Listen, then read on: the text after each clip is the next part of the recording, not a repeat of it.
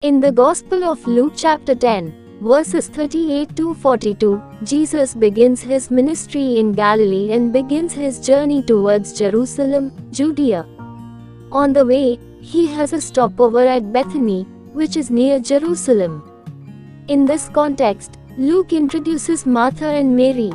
The literary context of the narrative is the definition of the greatest commandment. Jesus defines love of God and love of neighbor as the greatest commandments. He presents the Good Samaritan as a model for love of neighbor. Luke presents the Martha-Mary event as an example of love of God, which is the unum necessarium. In the Gospel of John, Lazarus is introduced as the brother of Martha and Mary. Jesus resuscitates him from death. Later, he dines with Jesus. He is blessed to live his life for the second time, a rare chance indeed. Let us look at these saints from the point of view of hospitality. In the biblical tradition and in our tradition and in many traditions around the world, hospitality is an esteemed virtue or quality. Hospitality extends beyond our family members and friends. This virtue also reminds us that we are all guests in this world.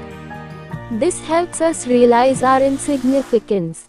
Hospitality goes beyond give and take actions.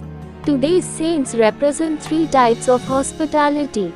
First is Martha, hospitality of service. Martha, who invites Jesus into her house, is busy or preoccupied with a lot of work. She is totally into service, and she feels lonely in her work. She takes care of the needs of Jesus. This is physical hospitality, where we cater to the physical needs of someone, attending to his or her thirst and hunger. Second is Mary, hospitality of listening. Luke records that Mary was sitting at the feet of the Lord and was listening to him. Mary's hospitality is intellectual and spiritual. She chose the one thing that was necessary. Sitting at the feet of others is a prerequisite to listening to others. We need to shed our anxiety, prejudice, and judgments in order to be good listeners. Third is Lazarus, hospitality of friendship. Jesus says to his disciples, "Our friend Lazarus is sleeping. I go to wake him up." Further, when Jesus was weeping at the tomb of Lazarus, the Jews talked among themselves, "See how he loved him." We see Lazarus, love and friendship as hospitality. Today, let us re-own the virtue of hospitality. Before we open the doors of our house, we must open the doors of our hearts. Through hospitality we can please the angels as well. Anyone who loves is with God.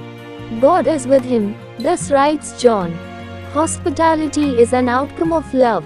Martha, Mary, and Lazarus are the models of hospitality. The Pilgrims of Hope say that even a smile towards a neighbor could be an expression of hospitality. Amen.